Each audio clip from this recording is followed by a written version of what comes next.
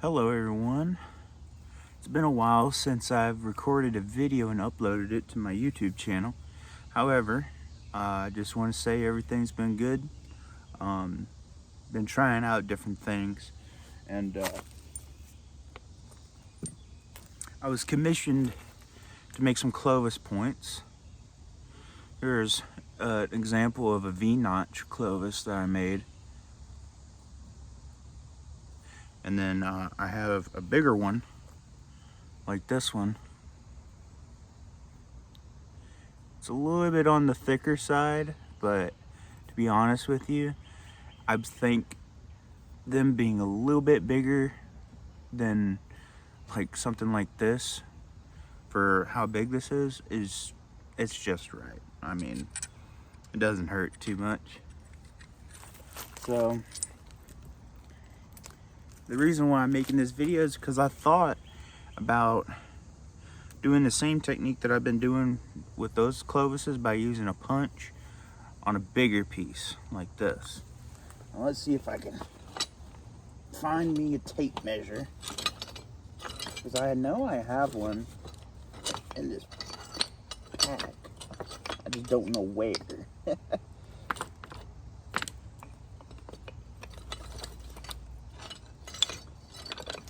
Well,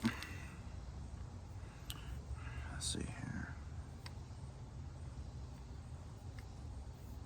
here. It's about 6 inches long. This is a 6-inch long preform of Georgetown. So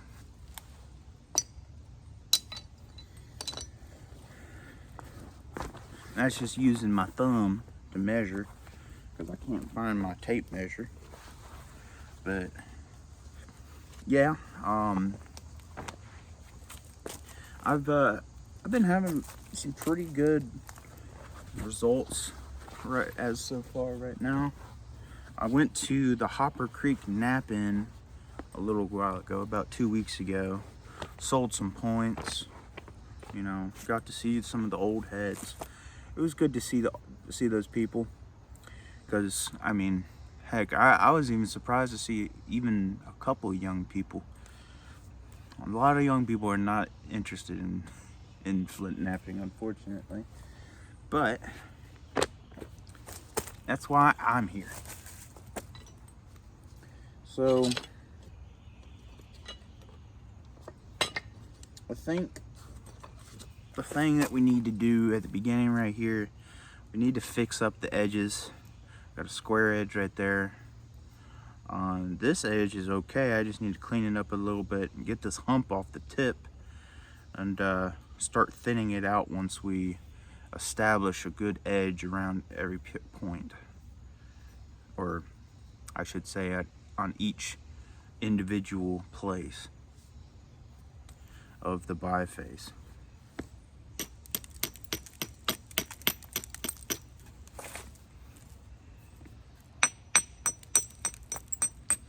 Now, it is not usual for me to be working in Georgetown on this channel, because most of the time all I have access to is quartzite, and because of that, working this stuff is like a dream.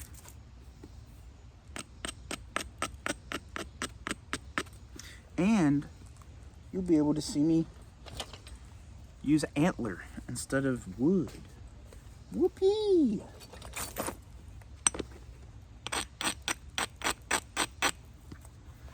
And usually I establish an edge all around the piece with a piece of hair, like a hammerstone, but that's usually with quartzite. Not Georgetown. Georgetown's like the closest thing here in the United States.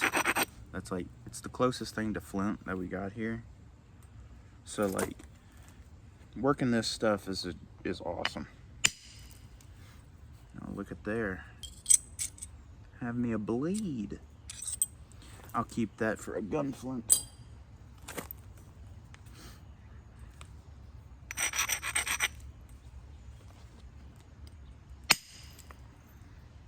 another blade right there. That can be turned into an arrowhead. Now, since I've eliminated that, I still need to come here, but I don't want to lose any more length on the tip.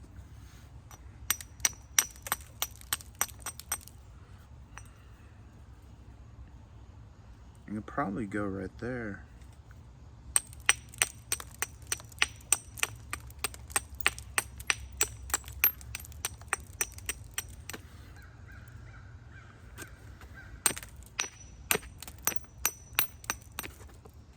Rings like a bell. So good, man. Anytime I'm able to get some Georgetown, oh my gosh, I love it. The only thing I don't like about it is that it oxidizes, changes a different color.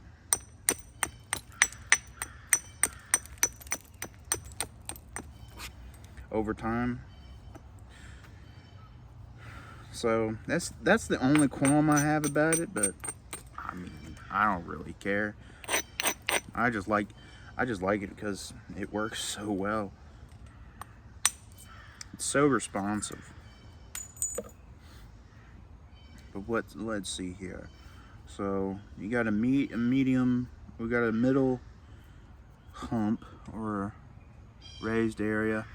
We have the tip right here, which I'm thinking about coming right there at that low spot and taking a flake that way. But I can't have a really big flake because I don't want to endanger an overshot, because if I get an overshot and I knock off this edge, that's just gonna be another mistake I gotta clean up. So I don't really want to do that. Come on.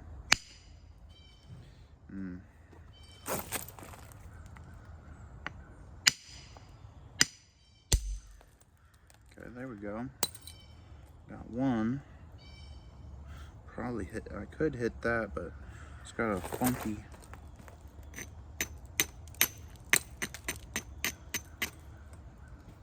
platform. Got a bunch of junk there. If I hit that, the flake, I don't know what the hell the flake will do.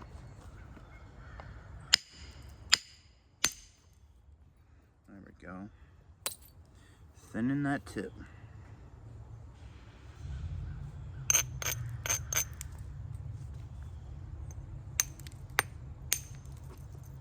And as you're probably noticing, I'm not wearing any gloves. Usually, when I'm working these really good materials like this, I don't wear gloves because I don't have to use so much force to actually get what I need done.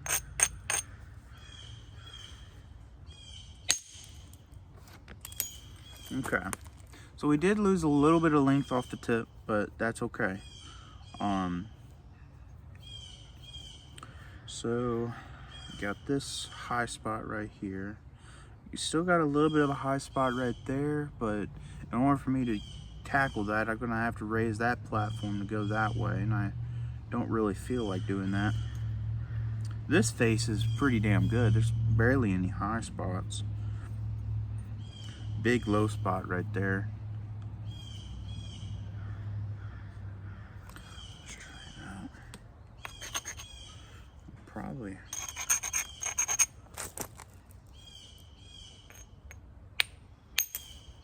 Okay, got rid of that hot spot right there using a hammerstone.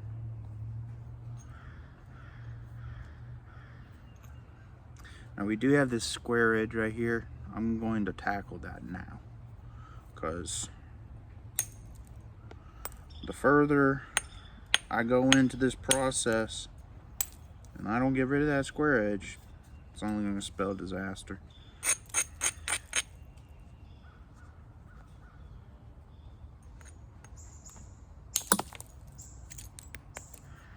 There we go.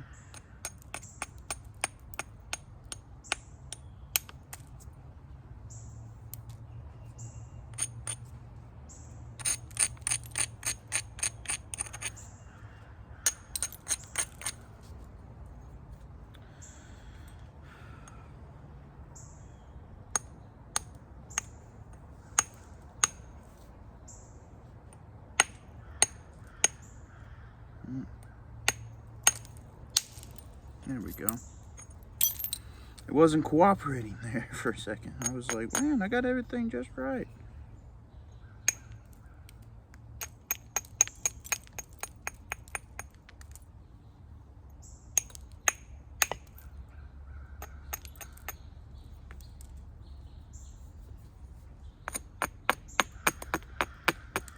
Just getting rid of this really rounded over square edge, because when the platform next to the square edge is too curved, you have to hit it really hard, and I don't want to hit it really hard because I don't want to end snap this thing.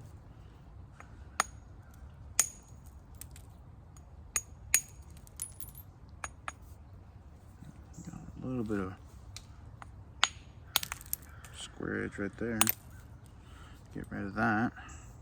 So now, fortunately,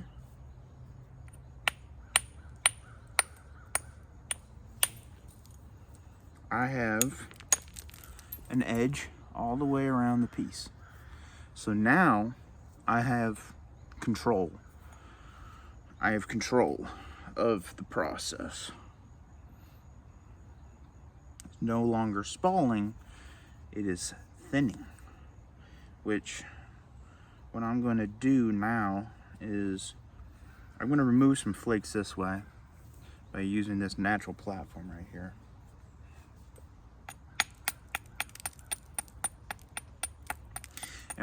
And you know, every time you see me like doing these little brushing flakes, I'm not taking off very big flakes.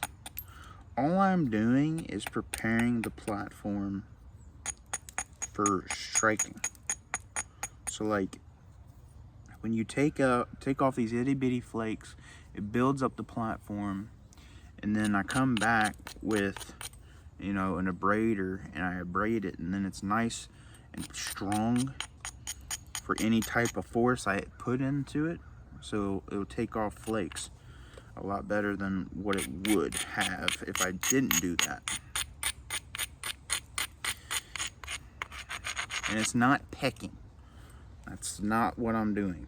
It's called brushing, and or just, it's like slight abrasion.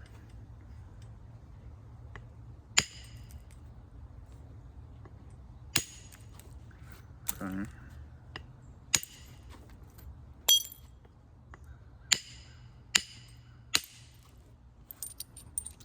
Alright, we're getting somewhere. We're getting somewhere.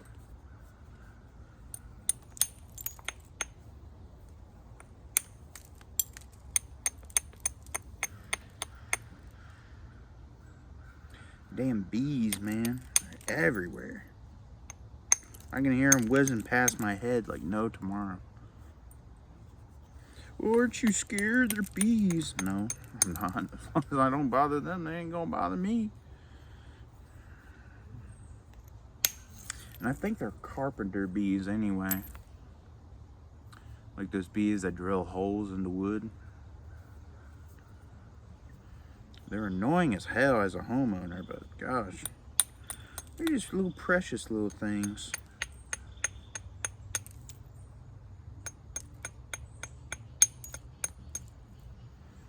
So I've used this platform right here to take flakes off this way. I got pretty much stopped right here because there's a high spot right there. So what I'm going to do is I'm going to come back over here, do some brushing flakes to prepare that area, get rid of any, you know, bumps, steps, or any type of like crud that could affect the energy that's being put into the stone by this from releasing a flake.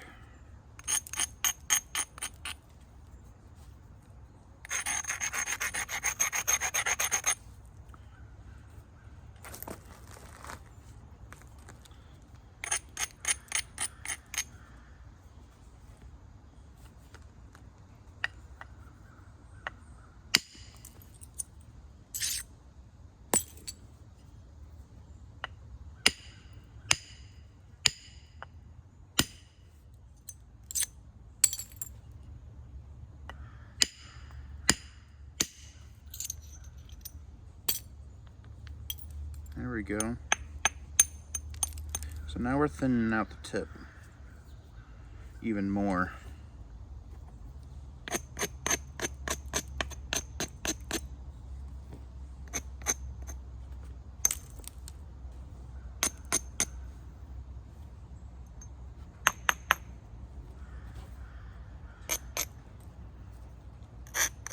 It's important when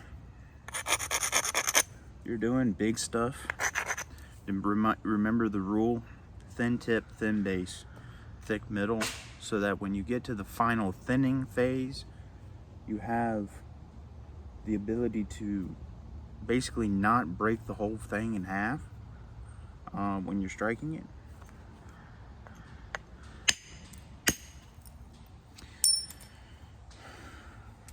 It's just a rule that you follow, especially with quartzite, because it just has such massive grains in it.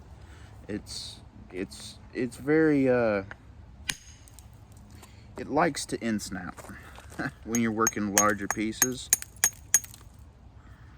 unfortunately. So it's a rule that I also hold for working flint or chert. It's just a good rule to follow. I mean, you could just go off the whole tactic of like center line and everything, which the whole tactic with center line is a really good idea, trust me. I even tell people about it, but I tell them the center line is only important if you know your angles. If you don't know your angles when flint napping, like you might as well just stop, because you're not gonna have too much success if you don't know your angles. So I've thinned out that tip pretty damn good. I'm gonna come back here, take off this big hump. It's actually not a very big hump, it's just a very small hump that I know if I leave on there, that's gonna be more mass at the tip.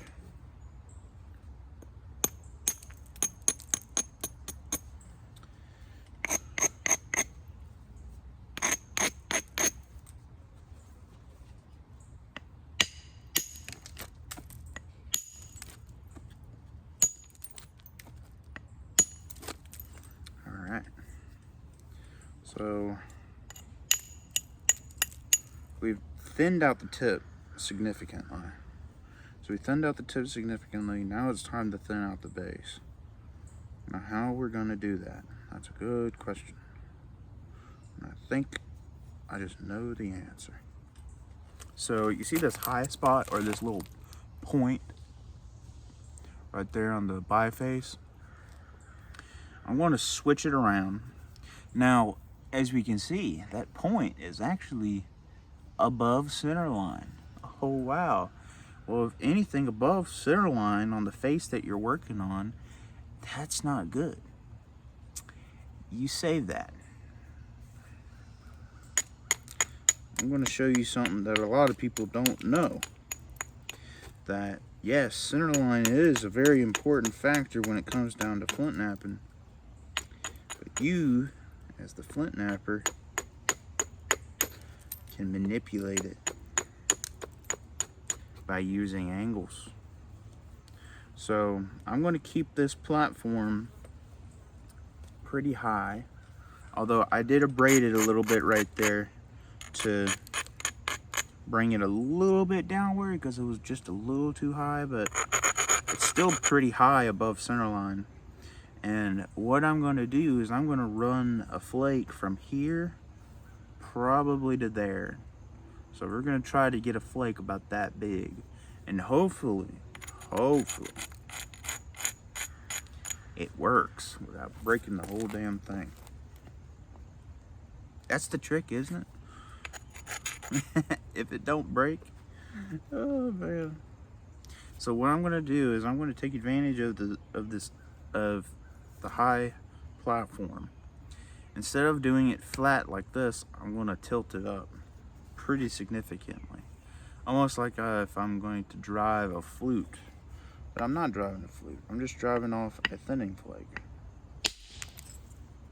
Okay. Honestly, I probably should have used a bigger billet, but I was able to get it halfway to what I expected.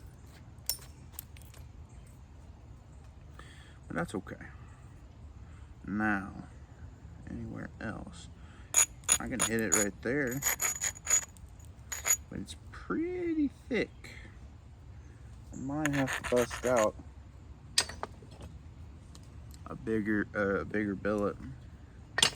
Still can't hit it very hard. I'm just letting the weight do all the work.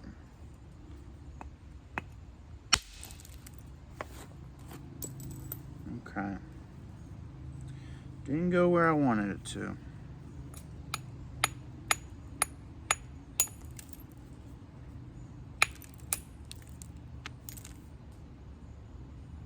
Oh, I did a beauty squirrel.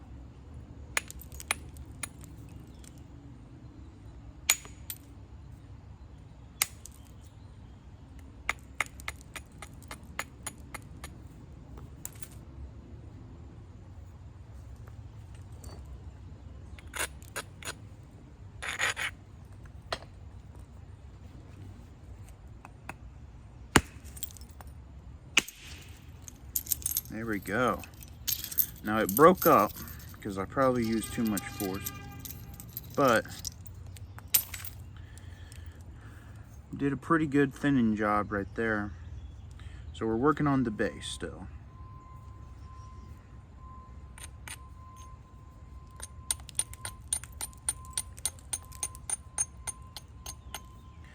So I'm gonna go on this side and go the other way to meet it so that I can thin it out even more.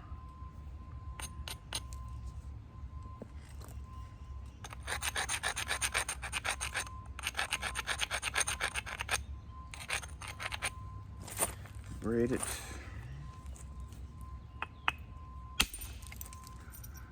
There we go. Got a nice thinning flake right there.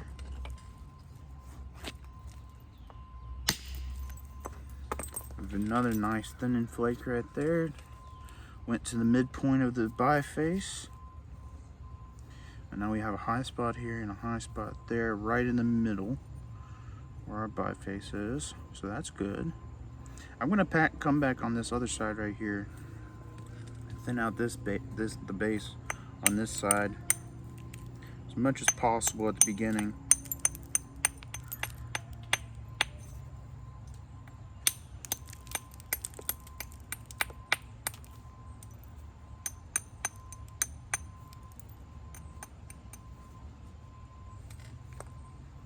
At the beginning of the process.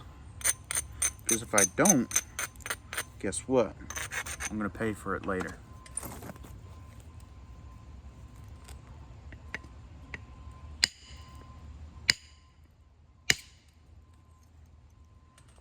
All right.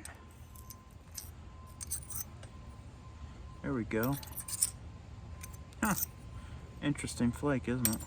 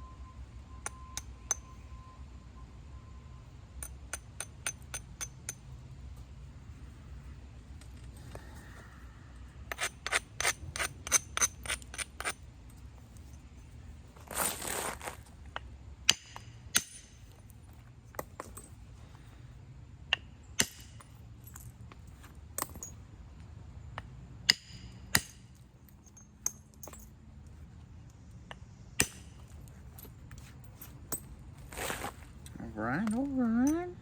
I'm getting somewhere.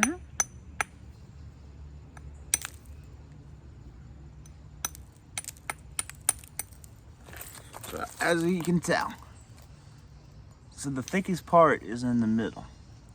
Now that's important because the thing is about Clovises is that it's not necessarily the shape, or it's not necessarily how you nap it. okay? It's actually about the shape of the piece itself. So if you want to run a really long flute, guess what you got to do? You got to build up convexity across the whole piece. So thin, convexity. You make a platform, isolated nipple platform right here around center line, and then you drive it. And because of how flint knapping works, the flake is going to follow the curvature of the piece and it'll go farther. It's even shown in pieces in, like for the Cumberlands, for example, where there's just so much convexity on those pieces where they had to nap it without snapping in half. That's also the best way so that it doesn't snap in half while you're working it. Or when you're fluting it, I should say, not just working it.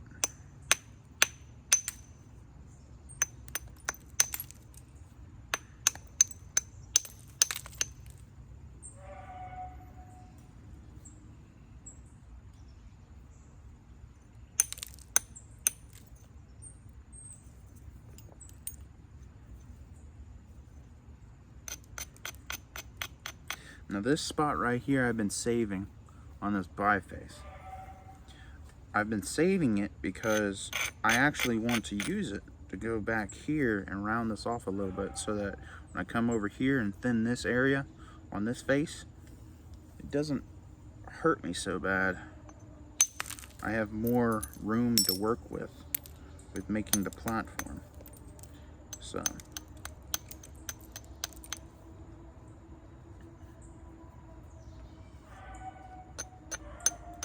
now the thing with flint knapping that I think a lot of people don't understand at the beginning is that you gotta make your platforms. You got to make your platforms. I've told students of mine that, hey, when you're flint knapping, I'd rather you take 8 to 10 minutes to set up the platform and to analyze and observe and make a plan than you just bashing on that rock every second that you can. Because you'll learn 10 times more from just sitting there and thinking about it and how it works than you do hitting it, if that makes any sense. Although, yes, you do need to hit a lot of rock in order to fully understand. I'm not debating that at all. Get away from me. Damn flies. Sucks having chickens. There's flies all the time around you. Alright, I'm going to start thinning the middle now.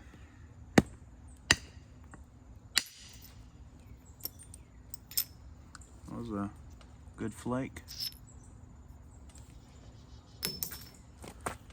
Use that to make an arrowhead. Now, I don't know if you've noticed, my goal in making these flakes is not to go past the middle of the biface.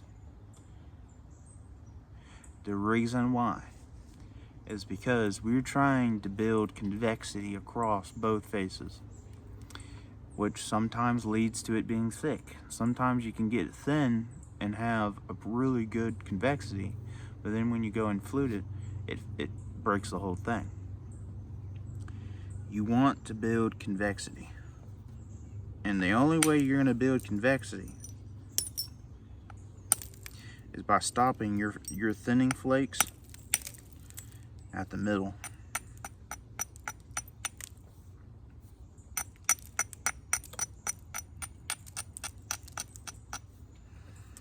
I don't know if it's the only way, but it's the way that I have figured out while making Clovises from the few hundred broken bifaces that I've made instead of Clovises. So, besides that, see here. There's a ridge I can take advantage of right there.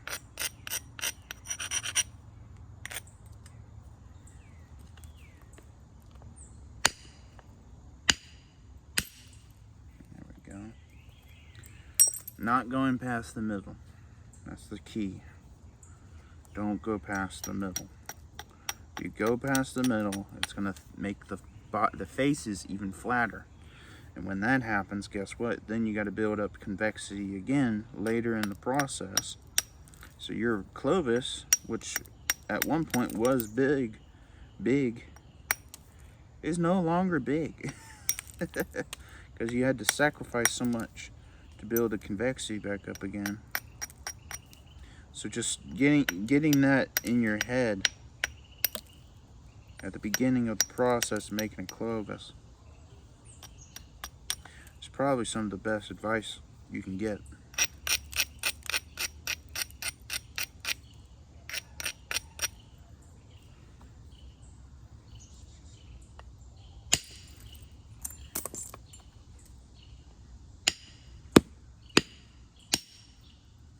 Not going past the middle. That flake failed.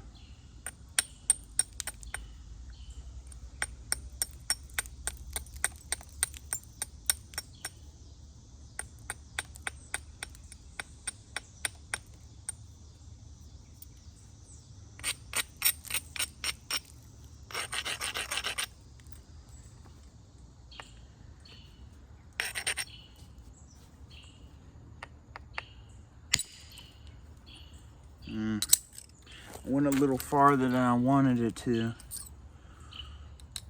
That's okay. I still have some mass to work with to set up that thickness again. So I'm not too upset. So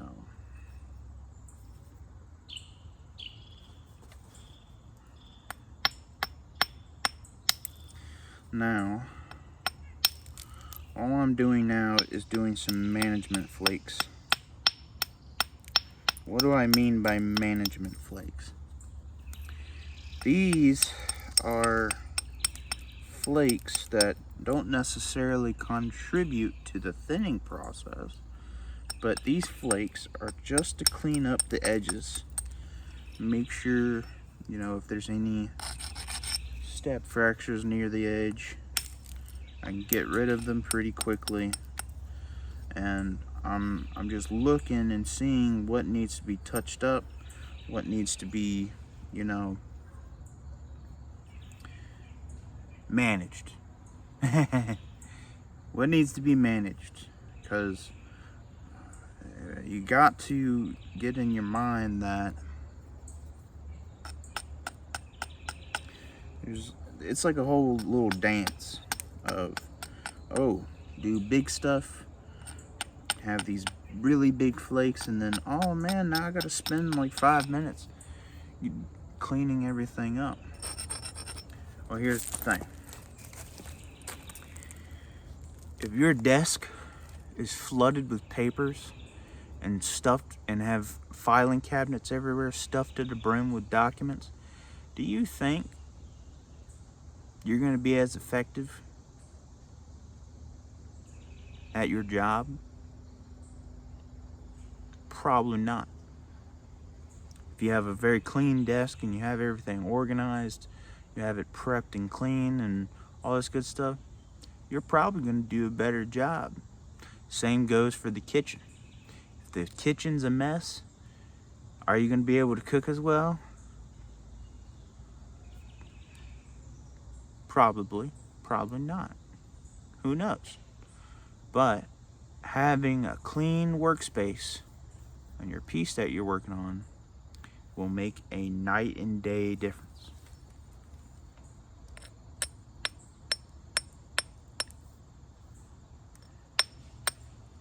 I'm telling you, try it out. See what happens. I'll tell you what, it's gonna be pretty damn good too. Because once I started just cleaning up everything after I'm done doing this, or just, you know, cleaning it cleaning my little workspace on my pieces after I get done doing some thinning, it makes the process just go even better.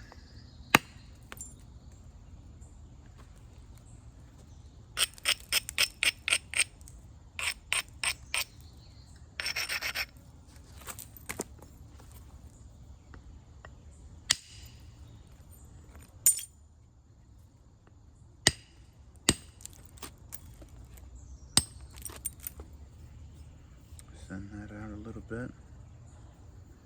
I got a high spot here, here, and there. In order for me to get to this, I would have to move that. I could shoot an overshot flake, but I don't have enough curvature to do that.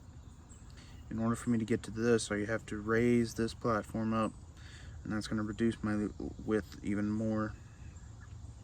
Could come over here and try to do some of this, get rid of that high spot. I also need to raise the platform to go over here on this face. So I think what I'm going to do is I'm going to get rid of this high, or not, this very blunt edge right here.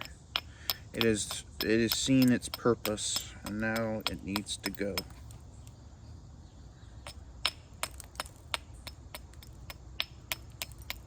Because now it's in the way. Fucking bees and shit, man. Bugs. Bugs, bugs, bugs. It's the reason why I love flint knapping in the winter. I don't have to worry about bugs or, being hot. Where I live here in Virginia, oh my gosh, it gets so fucking hot and humid. It's terrible. It's so bad.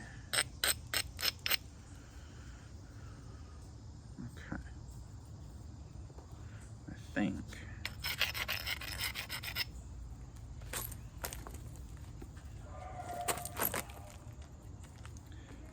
Do this. There we go. Alleviated some of that.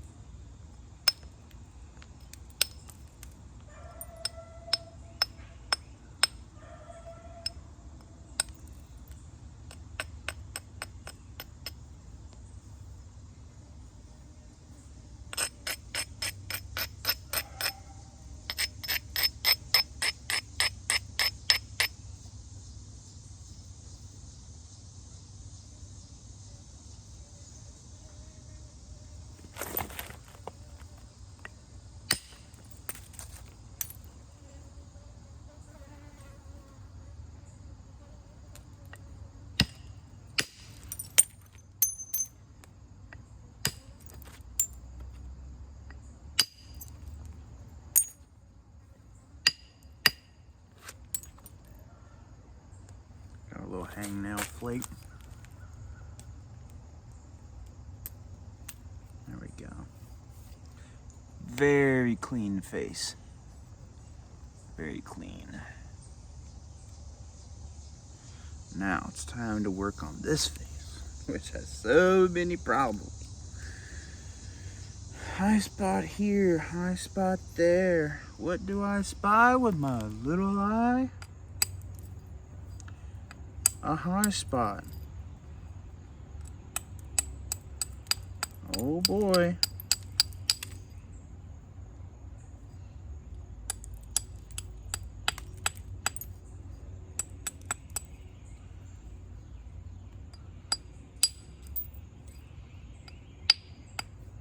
Right now I'm just doing some management flakes.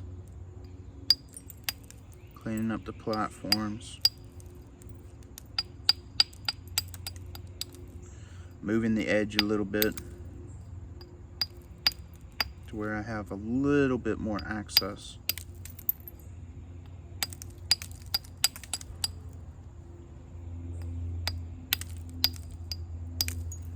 Access.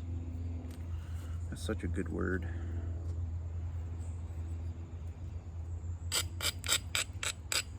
Now, I do want to take a little bit of a thinning flake right here, but I don't want to take too much of a thinning flake, because if I do, it's going to mess up my convexity on this face right here that I got going.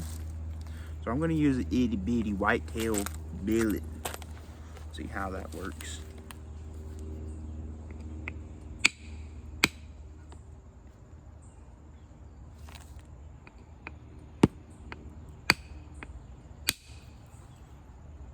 There we go.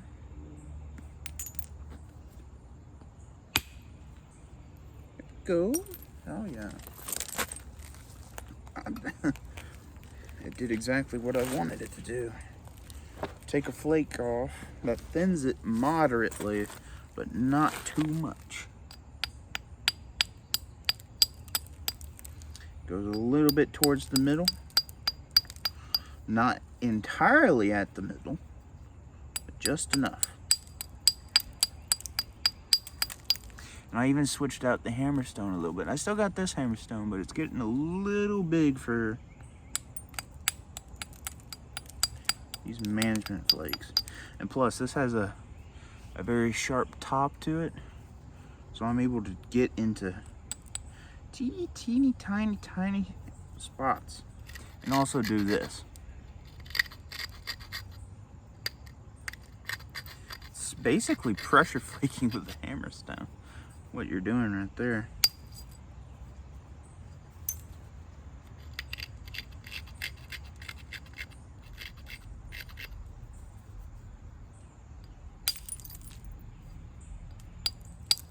Just thinning the edge a little bit.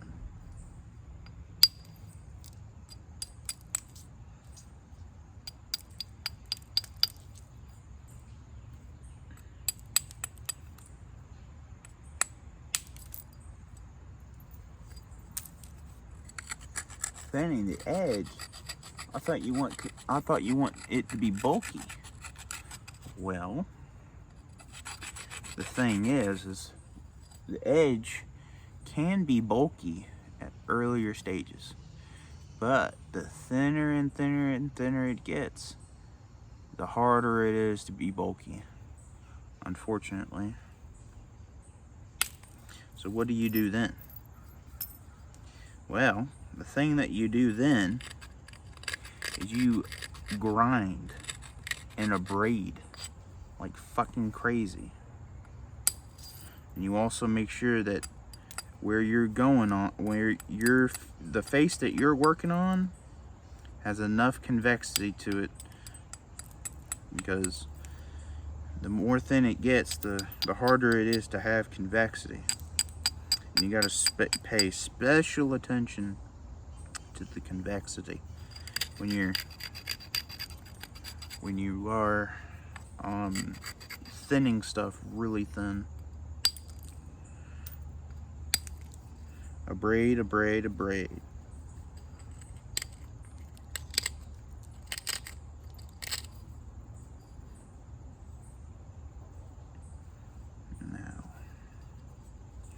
Now this new technique that I have been doing for fluting,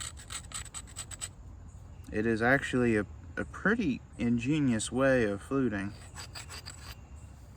which may have been able to be done back then.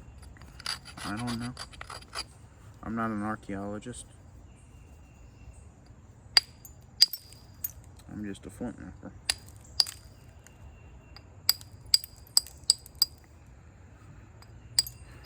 But it is abo, so at least I got that going for it. So I've set up my platform, thinned it out a little bit so that it does have some, contour, right angle, or it's at the right angle. It's not a right angle. You can't nap right angles in flint napping, or at least with direct percussion. You have to use a punch. So I'm just going to use this. My goal is not to get past the middle. I just want it to stop at the middle right here.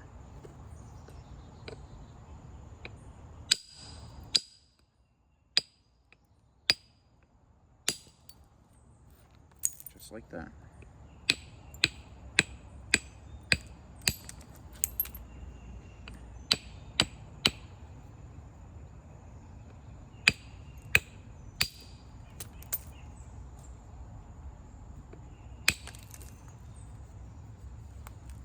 Need to do a little bit more braiding.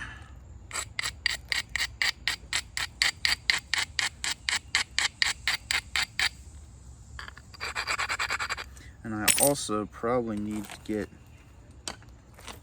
this guy, this billet right here. Okay. Didn't go past the middle. That's good. Braid some more.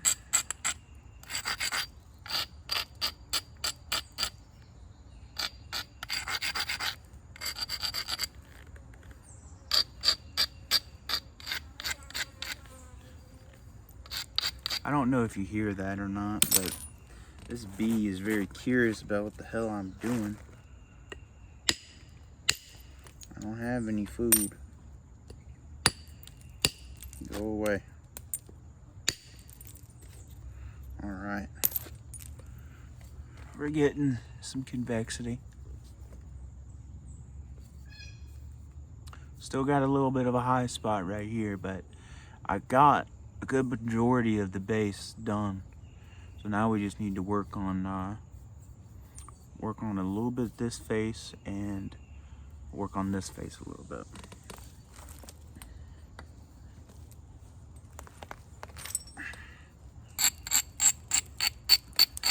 Just a braiding.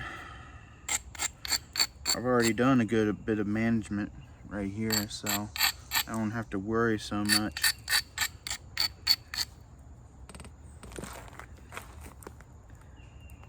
And all I'm doing right now is raising the platform to go here. That's it.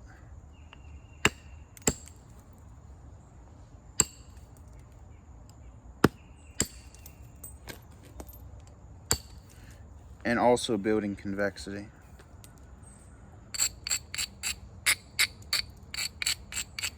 Build a little bit of convexity at a time.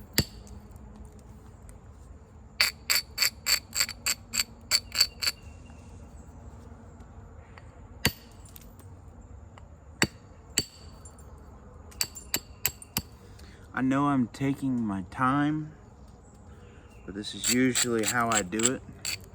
I take as much time as I need to get the job done right the first time, rather the next time. That's how I look at it.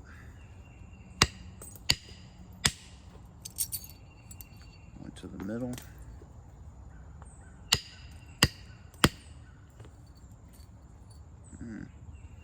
It's not good.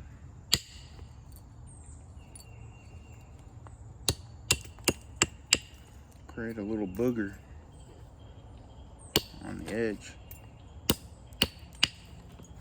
Because I hit it wrong right there, a little step. I know the lighting is probably not very good for seeing what I'm doing.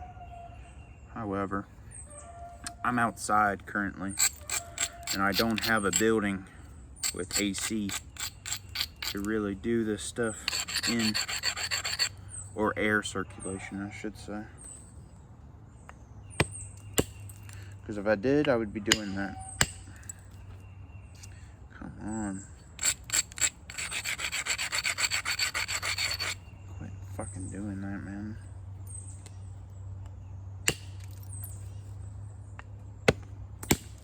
I know why it's doing it. I'm not putting any authority into my strikes.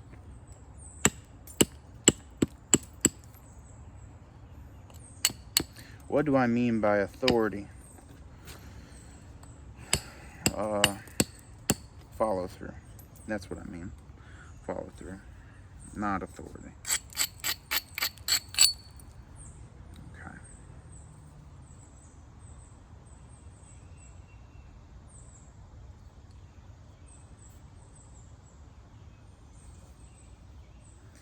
piece is starting to get a little bit lopsided for my taste.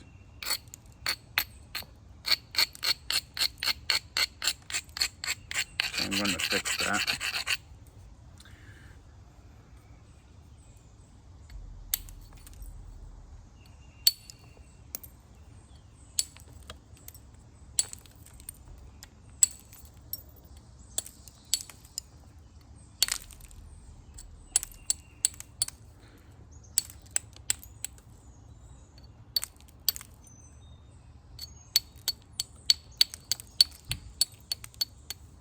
I know how exactly I'm going to take care of that.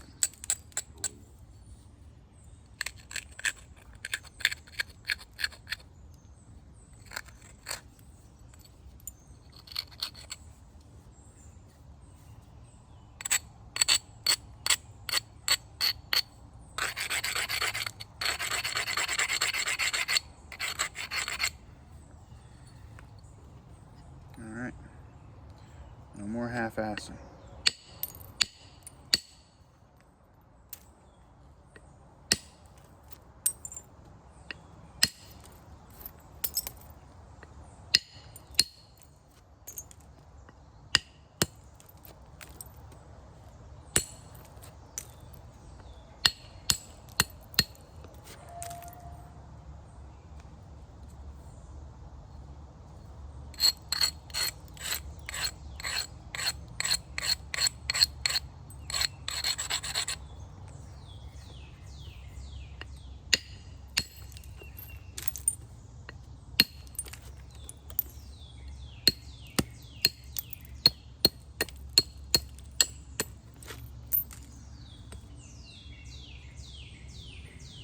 Okay, so we're getting to the stage where I'm getting to the thickness that I want it to be at.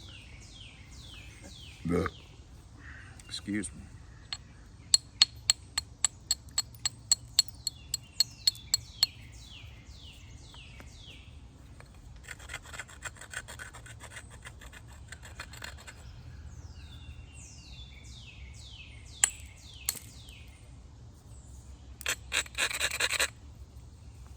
Doing some management flakes.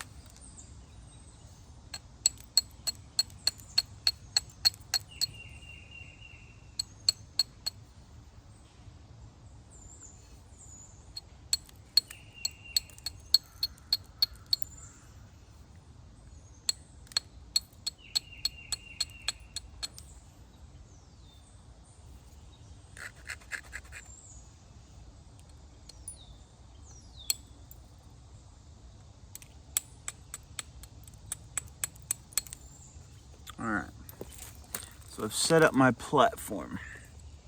You see this and you're like, man, that's that center line. Well, that's exactly what it is. It's that center line. And the reason why is because I want the flake to go as far as it can, but not so far that it goes past the median ridge of the piece. I'm doing it at center line so that I'm going to be able to keep the center ridge that is traveling in here. And then by the time I get down to the thickness that I want it to be, I'm going to use a pressure flaker to enhance that curvature of the piece.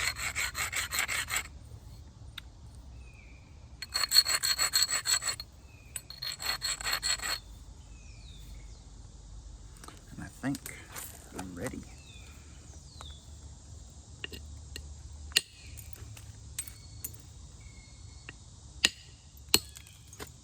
Damn it.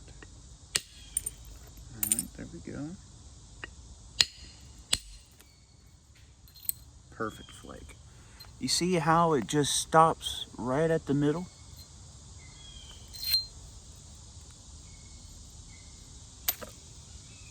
That's all you need to do for making a Clovis.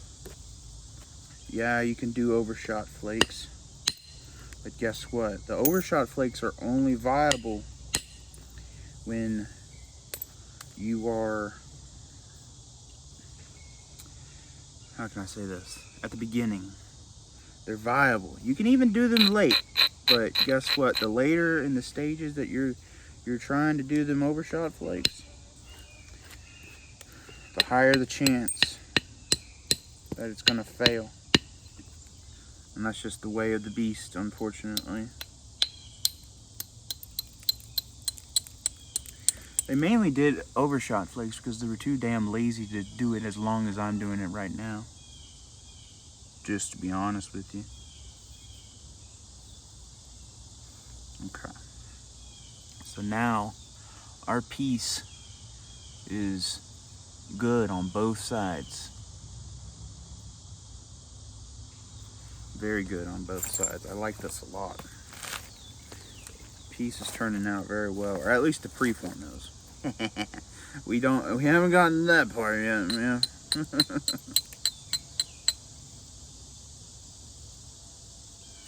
We'll see how that turns out. I don't know how it's gonna turn out. Clovis is like, napping a Clovis is like gambling, almost.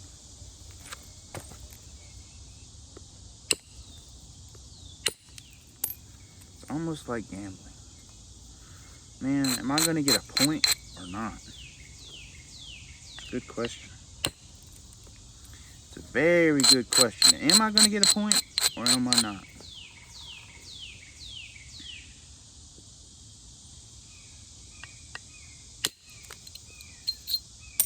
Okay. Now what I'm doing right now is I'm thinning out the base as much as I can. And you're probably saying, well, how are you going to set up the nipple? Well, I'll show you how I'm going to set up the nipple.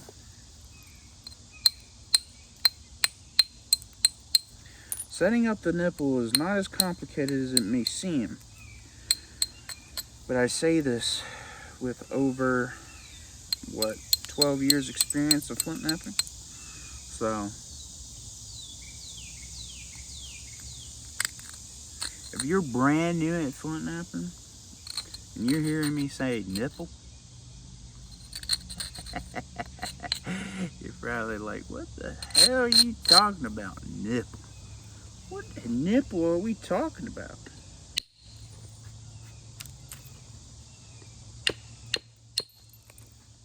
What nipple are we talking about, man? I didn't come on here to talk about nipples. I done came on here to talk about flint napping. Man, this show was boring. Ain't no nipple.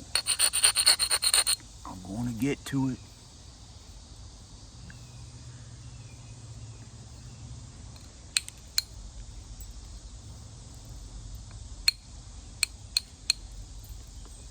I'm just doing the base right now, where I am gonna set up the nipple.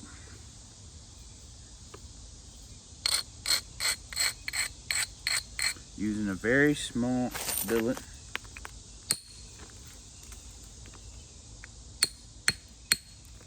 I'm building the convexity that we need.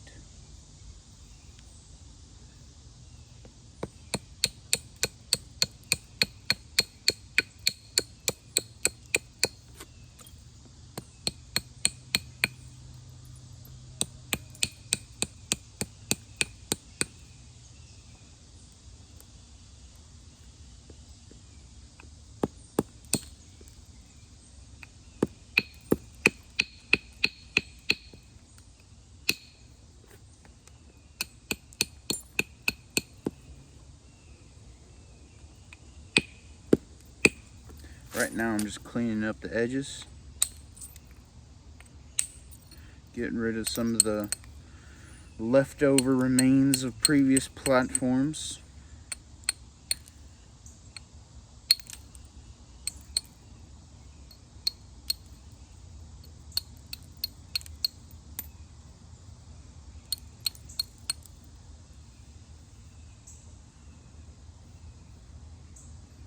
seeing if there's anything else I can really do.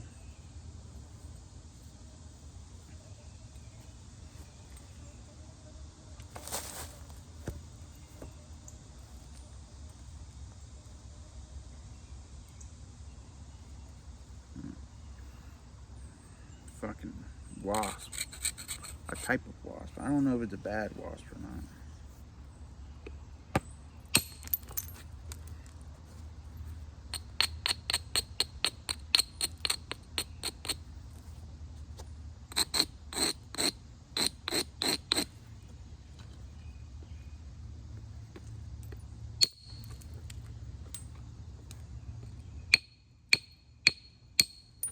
I'm just building up some convexity on the tip over here, because it looks a little too flat for my taste.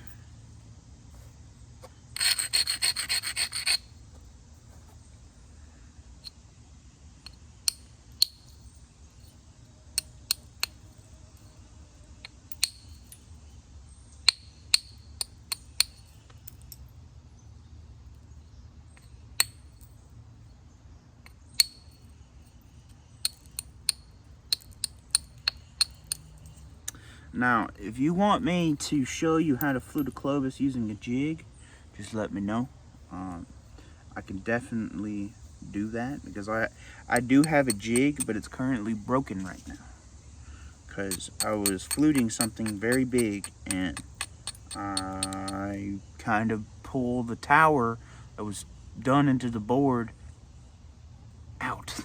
That's how much pressure I was putting on that piece.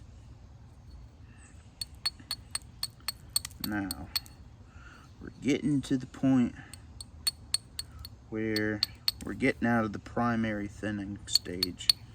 We're getting into almost the final touches, you know, the final touches. I don't know if you saw my hair right there. I apologize. I was just making sure I was looking at it closely enough to see all the stuff that needs to be removed. My bad.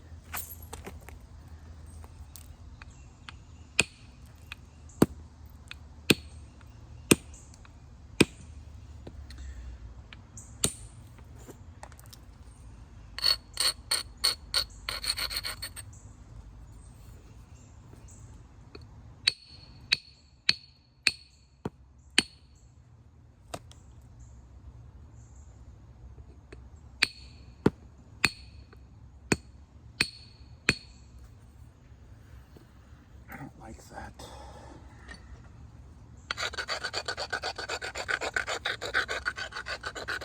I don't like it how it's not grabbing the platform. I might have over abraded it. No, I did not. Okay. That's good. I don't want to over abrade it, because I do want it to go far. I just don't want to get so far that it ruins the convexity of the piece. And I'd rather build the convexity of the piece using percussion versus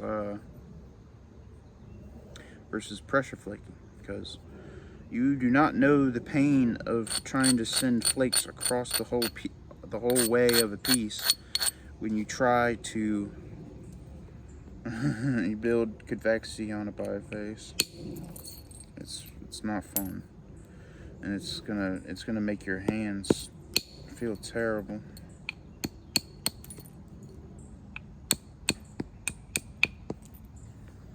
Okay. So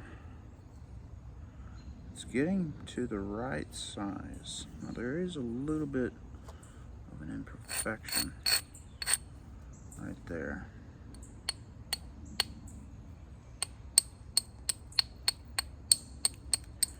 That I don't like. I don't like it. Get it out of my face.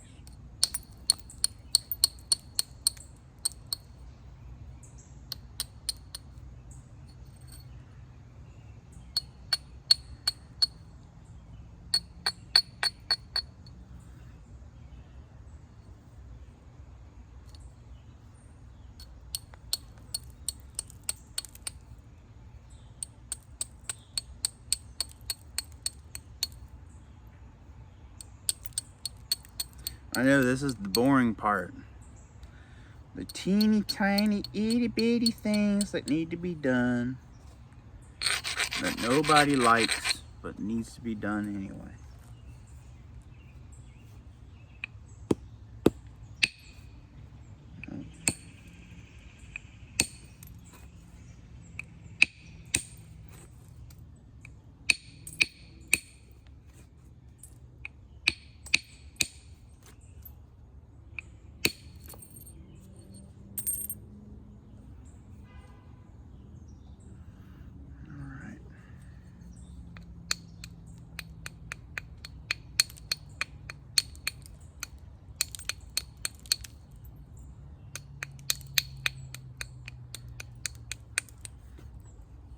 So this is the current biface. Notice how there's barely any steps or any type of junk that can get in my way of my flute. And I'm going to send down this piece. There's a reason for that. Because if there's a step, guess what? That's a high spot. If that flake, that flute, decides to go down that way, guess what? Might as well just say bye-bye. Bye-bye, Mr. Clovis. I broke you again. This time I'm going to use pressure flake. Okay. It did away with that ridge that was annoying me.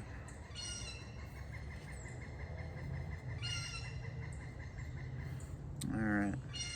Now, this is the tricky part. Which side should I flute first?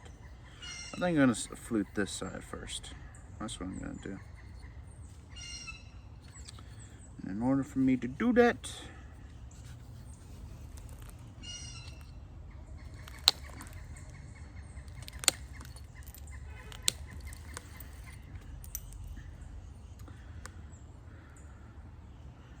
well, I already got this going.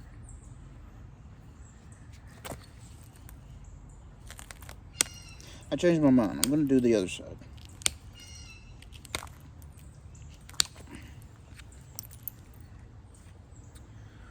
Yep, that's exactly what I'm going to do. I'm going to do the other side.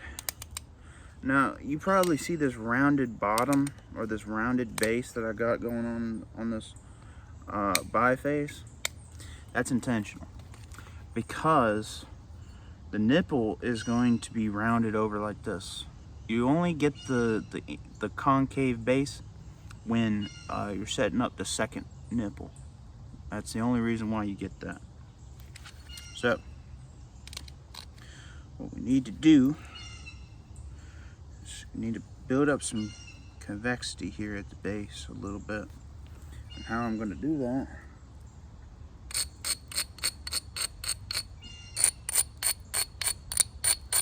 do some braiding.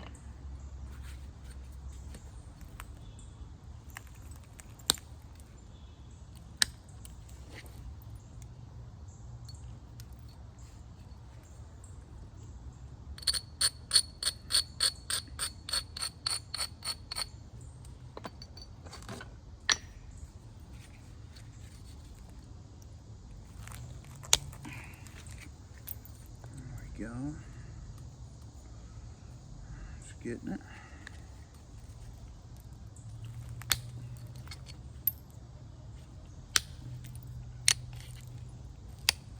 I'm not setting up the nipple just yet because there's still some things I need to do in order for me to get this thing going.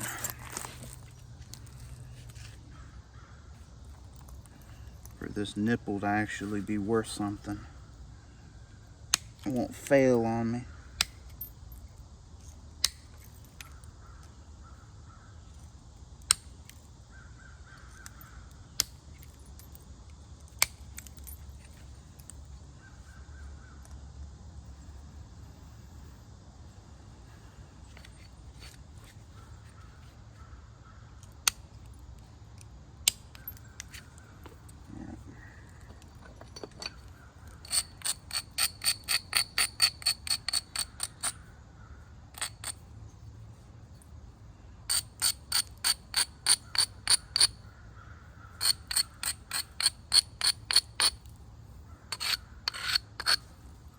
I'm just gonna build some more convexity on the base, on this face right here, but at the base. Because if we look at it, the base right here is really flat compared to the middle, and I'm afraid that if I tried fluting this thing, what's gonna happen is it's gonna stall out right there, and I do not want it stalling out right there.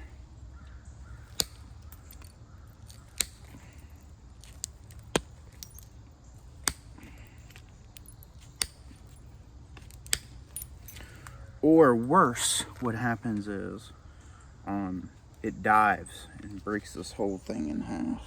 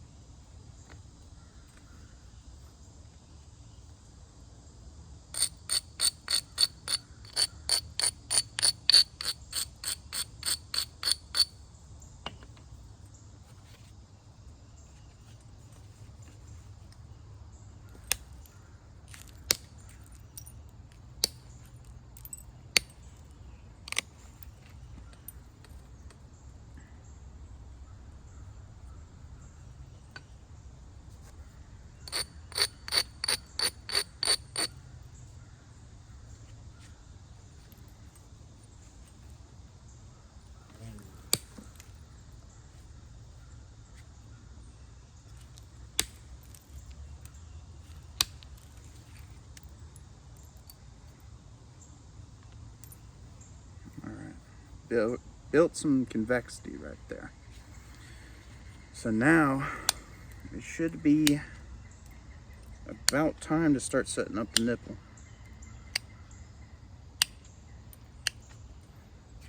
Now, the nipple is probably the most important feature of a Clovis. We have found, I'm gonna do this really quick.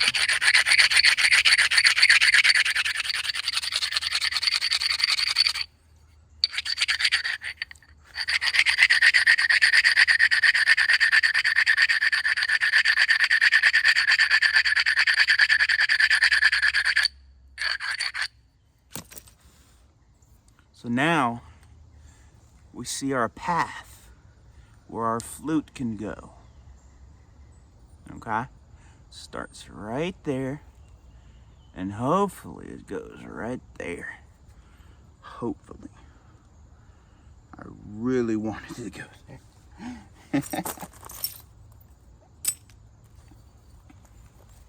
All right, Mr. Breeder.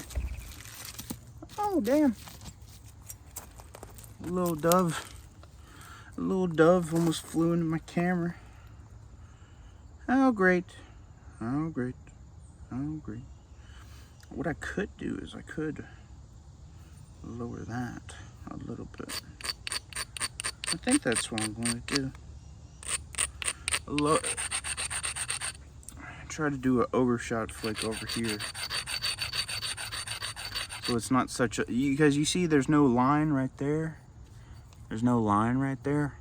That's telling me that there's not a continuous convexity. So I need to do something really quick. I have my Ishi stick. Ishi stick.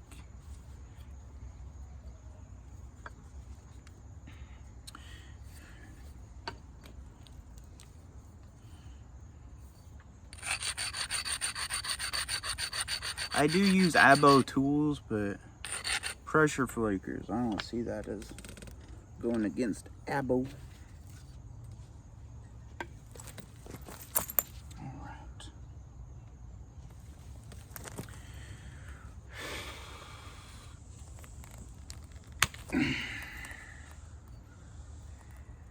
Damn it. It didn't go as far as I wanted it to go.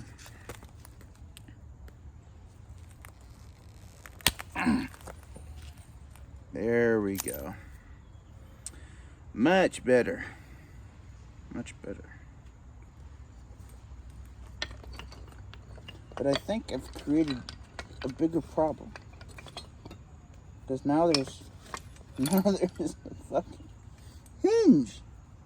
There's a hinge. Hinge. Can't keep that hinge in there. If we keep that hinge in there, all of our stuff that we've been doing for the past hour, gone.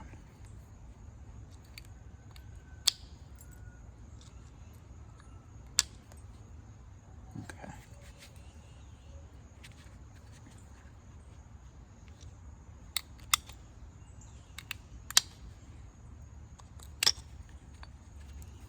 All right. Well, I got the hinge out.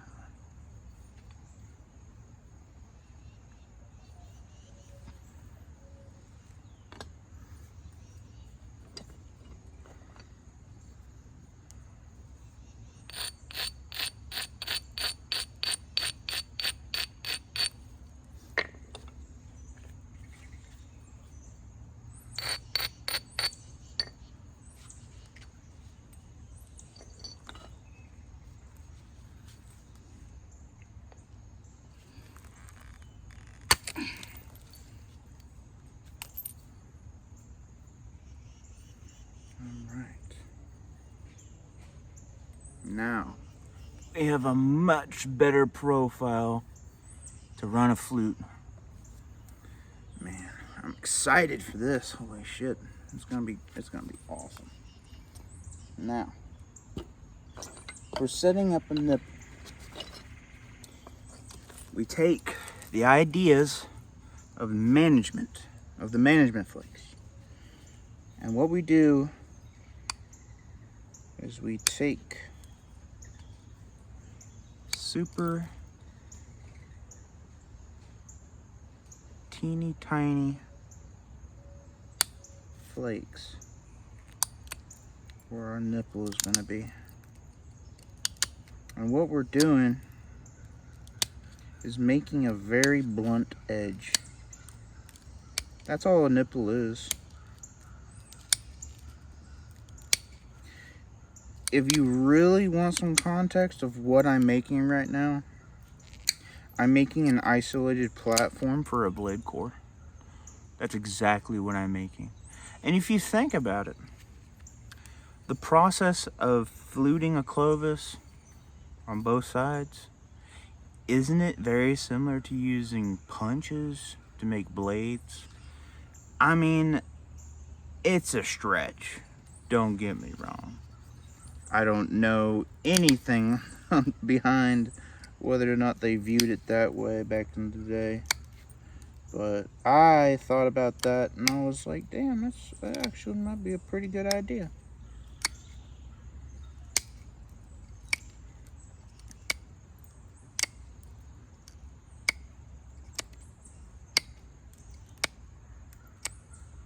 All right.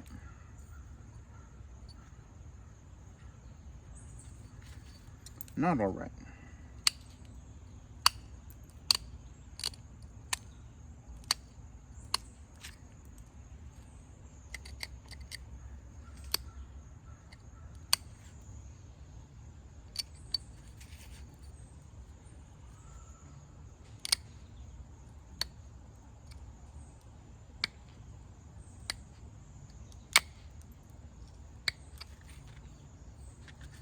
Now, so this is the nipple. You see how it's way lower than the rest of this stuff? It's supposed to be that way. Now, I'm going to show you something and what we do now. What we do now is we get our little handy dandy abrader, wherever he may have gone to,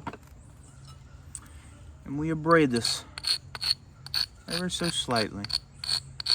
Ever so slightly. Just abrade a little bit, because now what we're going to do is we're going to put in isolation flakes to make this even more isolated. And I'm not just going in and down. I'm actually going in and like this. Not in and down. I'm going in like that. In, down, in, away. What that does, it's sending the flake this way, sending the flake that way. And that's what I want it to do. Okay. Isolation flake.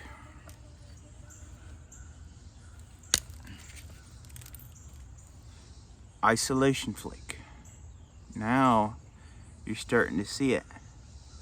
Now we go back.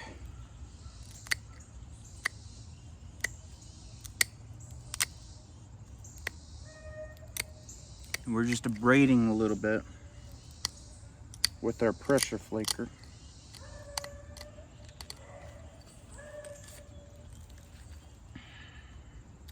And instead of going away, now we're going inward. So I abraded this platform. Down and in.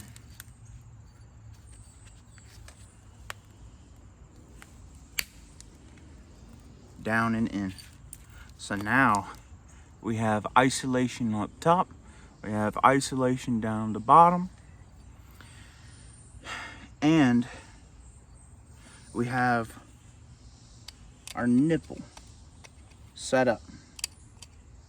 And I'm just giving some more fine-tune adjustments.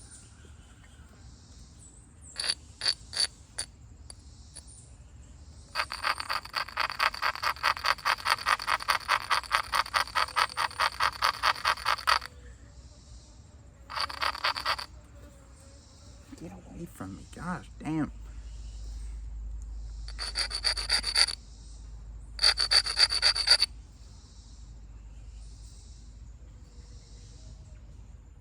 And now, it's about time to flute. But here's the thing.